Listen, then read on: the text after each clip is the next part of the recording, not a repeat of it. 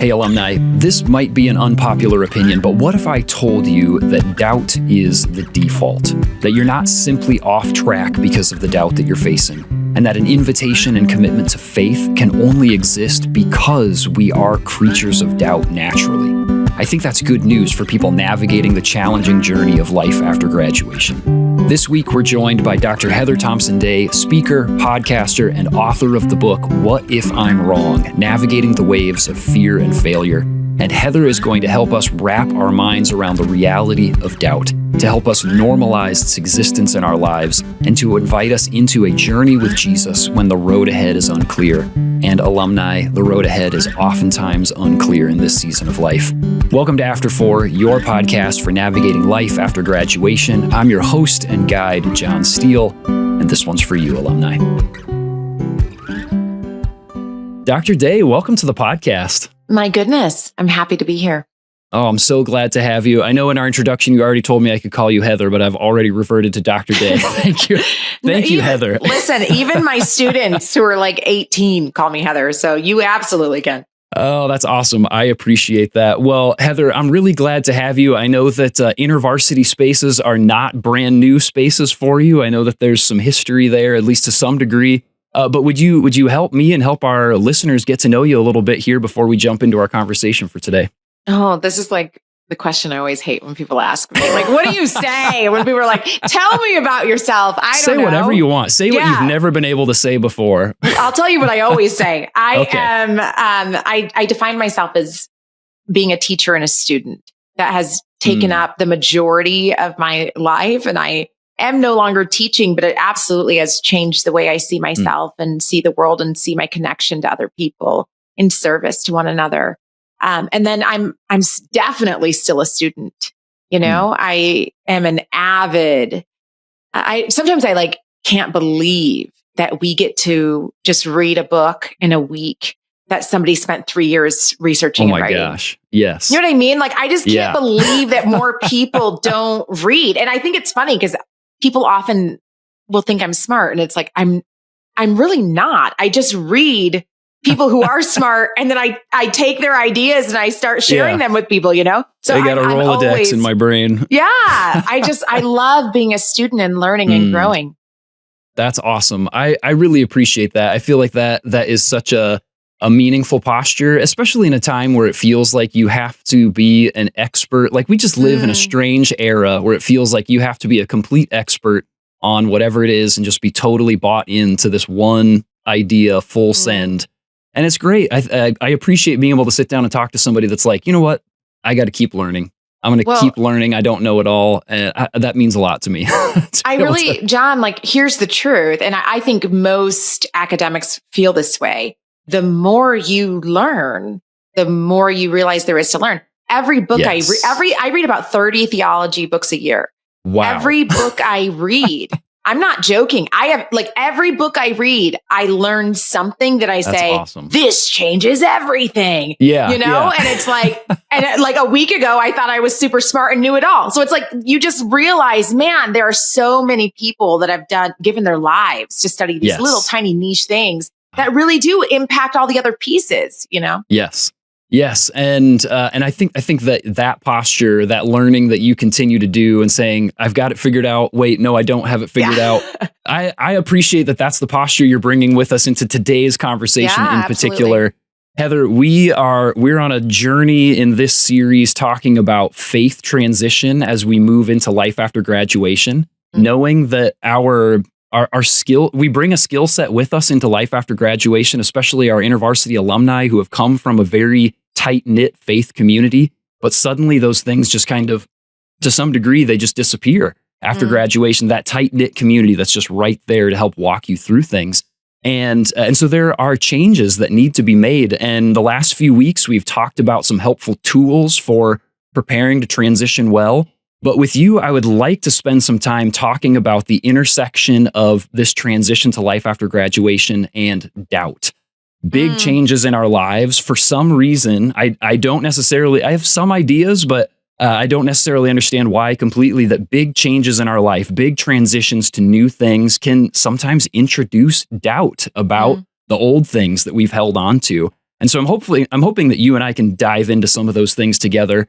And part of what makes me think, initially my invitation that made me think Heather would be a great person to talk about this is that I'm fairly certain, hopefully I'm not wrong about this, I'm fairly certain that you have had a number of really big transitions and changes in your life over the last few years. Yeah. And I would imagine that there are places where doubts about your calling, doubts about your faith in Jesus and the way that God has made you, I would imagine that doubt has been introduced into those spaces. So I'm assuming that you have some things you can help us, that you can help teach us in those things from your own personal experiences, and also from times that you've spent with students, that you have been with people who are about to make some of these big jumps into the next phase of life. So by way of getting us started and helping us get to know you a little bit more, would you be willing to share some of your recent transition stories or your transition experiences, and some of the experiences that you've had with doubt as well in the midst of those big changes? Yeah. So here's one of my big transitions that I'm just now going through. This was my first semester, I guess, in fall of 2024. I know now we're in spring. This is my first fall and spring academic year that I'm not teaching. And Wow. Teaching is what I've done since I was 23 years old. It was my first real big girl job and I loved it. And I just stayed. And I'm 38 now. So I'm saying almost 15 years. Yeah. Wow. Every fall I went back to school. So this is my first, and as I told you, like for years, I've said, this is who I am. I'm a teacher. Yeah. Well, who are you when you're not in a classroom? Right. And I understand the challenge so for me, my service was always, it was very easy for me to serve God because my students were embedded into my daily life. I was actively able to just show up at my job and have people be there with me, right? That I can lead and guide and mentor and pour into. So now that I'm working from home, it has been a challenge for me to say, where am I? Because speaking, I do that, but that's a different beast, I think. Where am I actually serving people? Yeah. Like where I'm in your life. When that's not, and I'm telling you, for those of you who, if you get a job and you're working from home, it's going to require you to be 50 times more intentional. Absolutely. Yes. I'm going to give an example of what that means. I was at Popeyes the other day and I felt the Spirit. I sat down and there was this very, like an elderly man sitting next to me. And I felt the Spirit say, go ask if you can sit with him. And that is what I'm talking about. I don't have a I naturally had students come to me and say, can I sit with you? Sure. Right. I'm a good person. This is easy. Let's do this. Well, now am I willing to go seek out an opportunity to be with somebody? And I said to him, hey, sir, I was very awkward and uncomfortable because I was like, because I probably wouldn't want someone to come sit with me. So I was like, he probably doesn't even want me to, Lord. And I said, sir, are you enjoying being alone? And he was like, what? And I said, and so then I had to like speak louder. This went back and forth like 3 times. And then he was like, no, you can sit here. And so then I sat there and we had a wonderful dinner over chicken tenders and conversation. But yeah, it took me being intentional. Okay, here's what I want to say about doubt. If the righteous shall live by faith, doubt is always going to be the preferred or the normal road. Wow.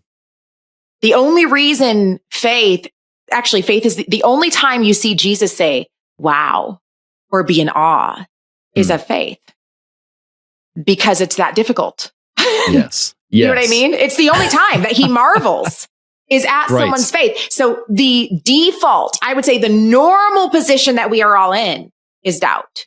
Yeah. That is so helpful. I mean, just the framing faith in doubt. That what is faith without needing to face doubt at the same time. So if you are going to be a faithful follower of Jesus, it means you are walking the road of doubt very consistently. Right. And it's not that doubt isn't there. I'm not going to say I'll never, because I would love to be so sanctified that I don't experience it at all. Yeah. But I have yet in my spiritual journey to not be confronted by doubt daily. Yeah. As you think about some of those big changes, even just even just that one change of moving from this very large change, moving from, being a professor, teaching year in and year out for the last 15 or so years, and then all of a sudden not doing that. Are there places where you could see doubt in particular, doubt either in your calling or doubt in man, what does it mean for me even to keep saying yes to Jesus? Who am I, Jesus, to you in this process, as something that has been so near and dear to me is now no longer a part of my life? What were there questions of doubt that you remember wrestling with in this season? Yes, every time I open my bank account. Oh, wow. Yeah. Every time I open my bank account, I wonder if I was right. Wow. Right? Or am I doing this right? Or what does it mean to be blessed by God? Yeah. That is a reality that I think a lot of people face. And I think it's actually sad that we don't talk about it more. And my husband because I keep writing about financial difficulties and stuff. My husband's like, can you stop telling everybody about our financial status? Because I just wrote a book called What If I'm Wrong? And it's I literally put what the title of one of the chapters is how much money my husband and I had in our bank account. And he was like, can you stop doing that?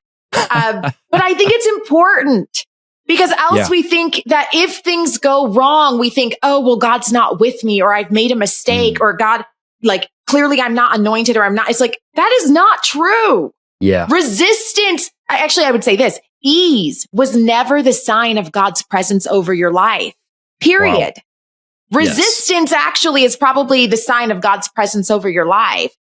God shows up to Moses in a burning bush, and Moses still has to go back to Pharaoh 10 times. Wow. Yeah.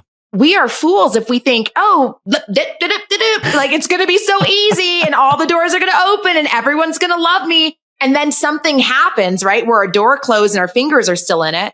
And we say, God, you forgot me. Babe, absolutely not. He is with you. This is actually the deal. Yeah. Is that he will be with you through the difficulty and the struggles and the poverty and the pain.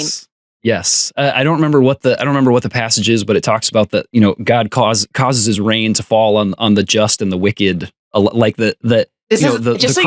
about that in my book all the time because I hate it. Right? I struggle. Truly, that is hard. A God who allows the sun to shine on both the righteous and the wicked. Yes. That good things cannot be a sign of God's favor necessarily, because the wicked are getting these good things as well. Oh, there's a lot of people that will do a lot of things in their own strength. Right. And I really believe that it takes an anointed posture to wait upon the Lord to be able to say and know when to move. Right. You can do things in your own strength. Go ahead. My preferred, I don't want to be anywhere God has not placed me. Period. Yes. Heather, what is it about these big transitions? It's just, as I'm thinking about our primary listener, the InterVarsity alumni in their first year of life after graduation, I mean, they are, depending on when they're listening to this episode, they are either in the throes of wrapping up on campus, or they are they're in the midst of it right now. I'm after graduation and I'm starting to face some of these doubts. What is it in your experience? What is it about big life transitions that causes us to doubt? I mean, your brain is trying to process information that it doesn't know how to process yet. Right? You are in the gap between what I know and what I still don't know. Yeah. And the number one sign of being in that gap is frustration. That's normal. Whenever your brain is trying to figure out something it still doesn't know, it becomes frustrated. Yeah. But that's also where growth happens.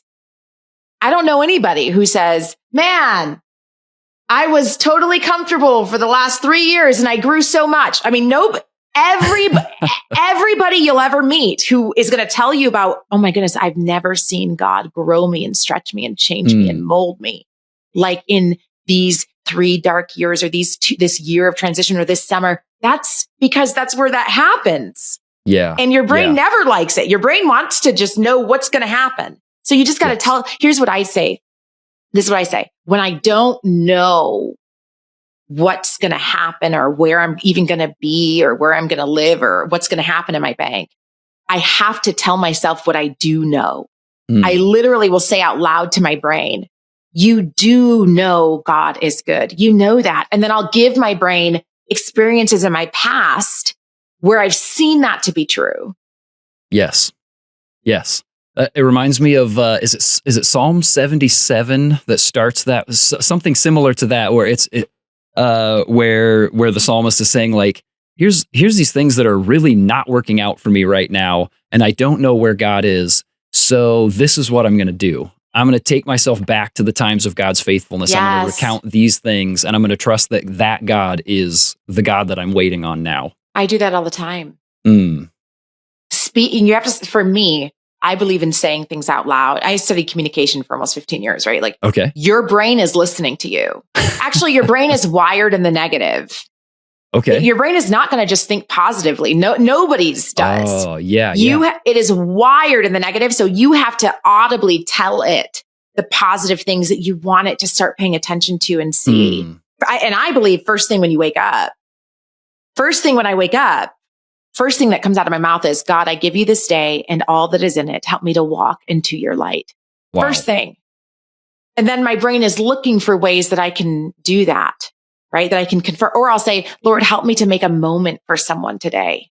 And then my brain is looking for the guy at Popeyes. If I don't say that out loud, my brain is just looking for all the ways to confirm what I don't have and where I still don't understand. And you know what I mean? All those doubts creep back in. Yes. Yes. So Heather, it seems to me that you would encourage an alum who is experiencing doubt, even in some really fundamental things. Like, I'm really struggling to see God right now because of my bank account, because the things that I've spent all this time studying for these last 3 to 8 years, depending on what schooling you're coming out of right now. It's like, it's not falling into place the way that I thought I would, or I don't love it the way that I thought I would. That you would encourage people. You would encourage people to lean in, not to lean back, to say, like, hey, if God is in the doubt, if a faithful follower of Jesus is experiencing doubt, then maybe this is a place to actually lean in, not to run for secure feelings. Here's what I would say. I don't care if you see God. God sees you. Oh, wow. And if you're the one in a burning building and somebody's saying to jump, it doesn't matter if you can see them. What matters is that they can see you. Yeah. So you jump. That's what I'm saying. You have to know what is true. And it doesn't, I need this. Let me say this too. It doesn't matter if you feel it. All the time. I can see one of my students, she came into my office and she said, you don't understand, Dr. Day. I have prayed and I have cried and I have tried and I don't feel anything. Yeah. And I said, sweetie, who told you that you were always going to feel it? This is what I'm saying. You have to know who God is. And I'll also say this. Sometimes I think we do know, like in our bones, at least for me, in my bones or in my gut, I know, but my feelings don't feel it. And then I'll think that my feelings are the accurate depiction, or my feelings are really what's truly revealing where my faith is. No. My faith is in my gut. The rest, that's just like demonic warfare and spiritual warfare and things. Seriously, that's all the rejection and pain and whatever things my brain has past experience. So just tell that side of your brain, no. I know what you're doing, but in my gut, I know he's with me. And then just let it be. Yeah. Yeah. I will fall back on the things that I've known to be true. Even if I'm not feeling it right now. You're not always going to feel it. Yes, exactly. And we've been so trained into this sense of like, well, whatever feels right, whatever feels good, you do you, just follow your heart. And it's like, well, I don't. It seems to me that following your heart and you doing you are the things that are most likely to lead you astray. Sometimes, I mean, I personally believe the Holy Spirit's supposed to live in me. Well, right? So I hope I can trust my heart if God is in it. Yes. But I don't think that's your heart, John. Like here's what I'm saying. Like, I don't think that doubt, I don't think that is your heart. Okay. Yeah. I think that's your flesh. Your heart, I think, is where that stuff is true, where you do know, despite what and it is like, let's be real. it is very confusing if my bank account is negative, right? To then say God's with me. Right. Those two things feel confusing. Yeah. And I think it's okay to say, hey, I'm not seeing you right now, God, but I know that you see me. And so just hold me. Let me and sometimes you just go to sleep, friend. Yeah. Like go to bed, because truly his mercies can be new in the morning. And the next day you wake up and you're like, whoa, what was that yesterday? I mean, have you not had that? Oh yeah, absolutely. Yes. Sometimes nothing has changed except that I took a nap or I ate. Yeah. And now or I spent time with my family who loves me. And now all of a sudden it's like, I can go one more day. Yes. You know, that's it. Absolutely. We just need to go one more day. Yeah. Last night before I worked out, I was like, I'm pretty much ready to scrap like all this and all that and all, like, I'm just done with it. Like whatever. And then I was like, but I'm going to put my workout gear on and I'm going to try. And then before I knew it, I was 85% done with my workout. There you go. And I was like, actually, tomorrow doesn't look so bad. I think, okay. And there was like there's that short circuit. And then here's this moment that God met me, that now I can look back and say, without me realizing it, God met me in the way that he built my body to respond to exercise. And like, I was ready to keep going after that. And that was like a blessing of God. I met God in that space. Even what is it Jacob? After he has the dream and he says, God is in this place and I wasn't aware of it. Yes. How often is that the case for us that later on we look back after the dream or after the whatever and like, wait a second, God was there. That's why this happened or this change occurred. Alumni, if you find yourself today in the midst of doubt, don't lose hope. Remember that doubt is a normal part of our faith journey. Yes, we are invited into faith and to trust that God is moving and is in control, and we can't lose sight of that. But God is also patient and gracious, and he is working through this process with us. And when it feels like you just can't see God, remember that he sees you. Remember the times you've seen him at work in the past. Trust that he is the same God today as he was then, and wait patiently for the next time you see him. And in the meantime, don't wrestle through the doubt yourself. Invite someone in who will hold you up in faithful prayer when it feels hard to do it on your own. More to come next week on the topic of doubt with Heather. Until then, consider sharing this episode with someone who needs to hear it, and I will see you in the after, alumni. Thanks for listening to After 4. This podcast is brought to you by the InterVarsity Alumni Relations Team, hosted and produced by John Steele, production assistance by Mike Zantera, edited by Caleb Leppert, and our After 4 theme music was written and performed by John Steele.